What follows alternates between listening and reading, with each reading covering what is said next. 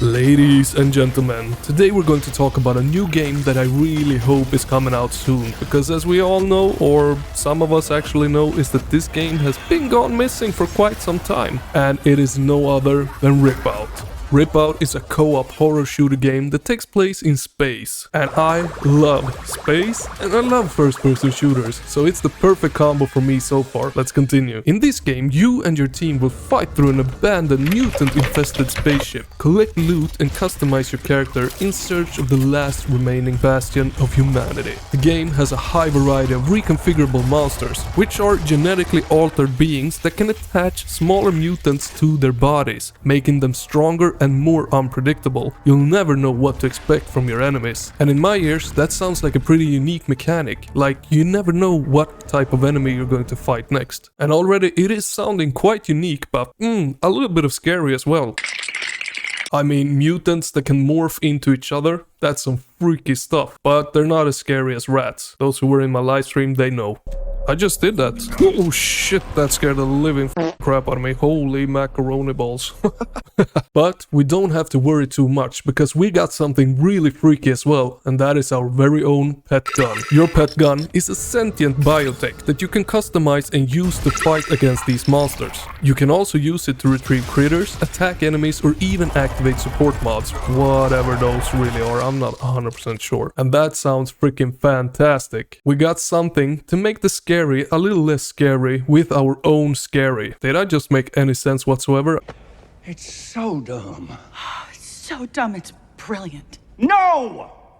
It's just dumb! What I'm trying to say is, I like the sound of a dangerous pet gun that we can customize to our own liking. In addition to the pet gun, you can also customize your character and weapon to suit just your playstyle. Ripout offers a quick, action-packed mission structure that will keep you on your toes. You'll explore countless derelict ships in various short 10 to 20 minute missions, each with procedurally generated levels to ensure endless replayability. And I gotta be honest here, I'm not a fan of procedurally generated levels. Call me old school, but I really like my handcrafted levels. In my opinion and experience, procedurally generated level often lacks details that handcrafted levels usually have, so I would have preferred handcrafted levels. This game has been designed for cooperative PvE gameplay, but you can also play it completely alone, which means you can embark on missions alone or in small teams. And the difficulty of the game, it scales according to the size of your team, so you will always have a challenge, no matter if you're playing completely solo or with your friends. Ripout seems to have a really chilling atmosphere that will most likely keep you on your edge as you explore the derelict ships filled with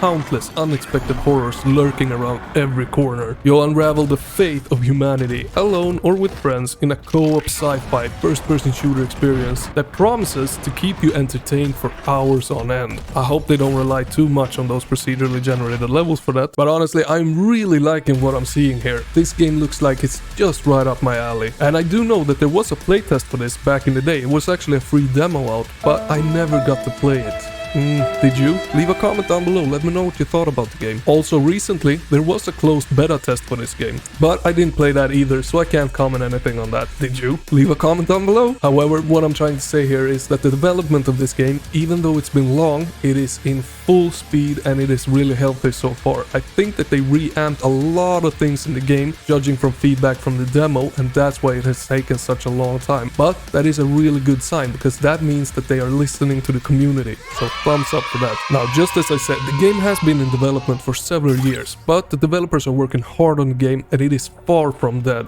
Apart from showing developer streams and such, they keep us updated once every 2 weeks. And the most recent update, it contained this. The developers have been working on improving the game based on feedback from their closed beta, the one that I mentioned earlier. They've added new mission types, extended and improved the mission pool, and added new objects to interact with. There are also brand new campaign difficulties, so you can choose the level of challenge that is right for you. And I absolutely love it when the developers take their time and they're actually communicating with the community like these are right now. Things do go wrong sometimes, and as long as they don't promise us a release date, they can take all the time that they want. However, the game looks amazing and I can't wait to get my hands on it and test it. And don't forget, if you have already tested it, leave a comment down below, let me know.